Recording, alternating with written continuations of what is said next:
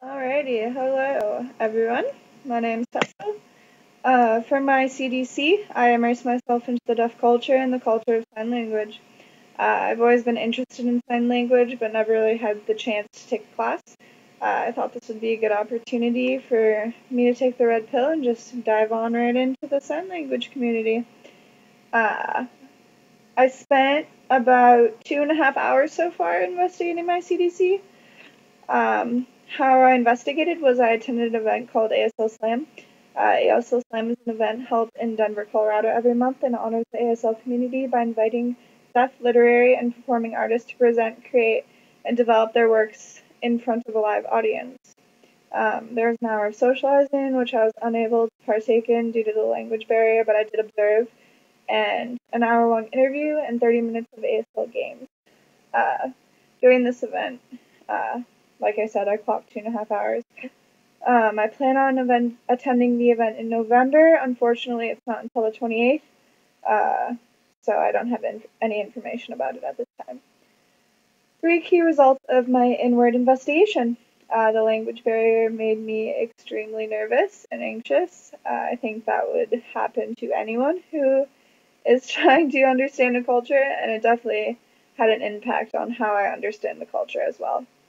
I also noticed that each person had their own specific style to the way that they signed, very similar to how people from different places have different accents. So someone from the Midwest isn't going to talk the same way as someone from the South. Same thing with how people were signing.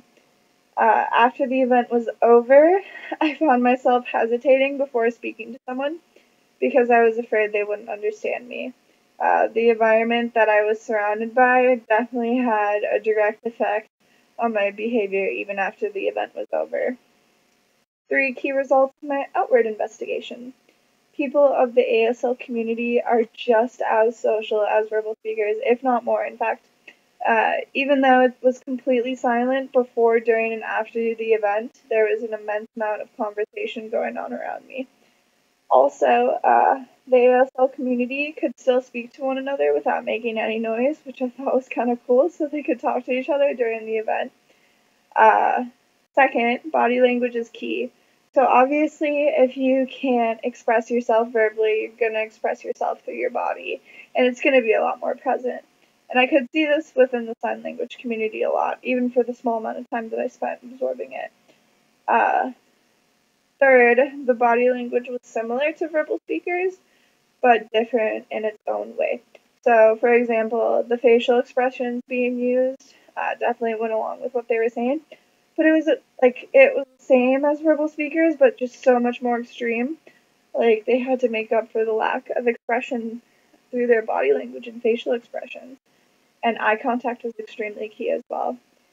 One key insight from my interview.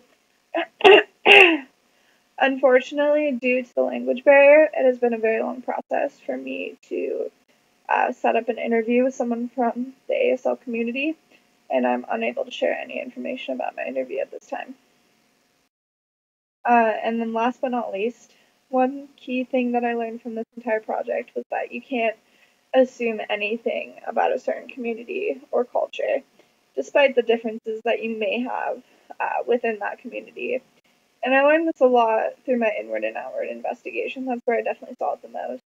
Just by writing and documenting everything before, how I felt after, during, and how I could compare the way I went into something and perceived it, and then how I felt about it after, and how I felt while it was going on. So I thought that was really cool.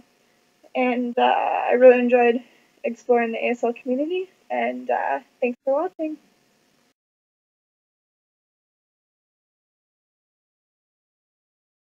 Actually done a promo for Fremont Deaf School, and I'm pretty proud of that work. It was a long process getting that done compared to making the films that you've made before, like doing compared how, yeah, huge difference between doing a film and a music video film.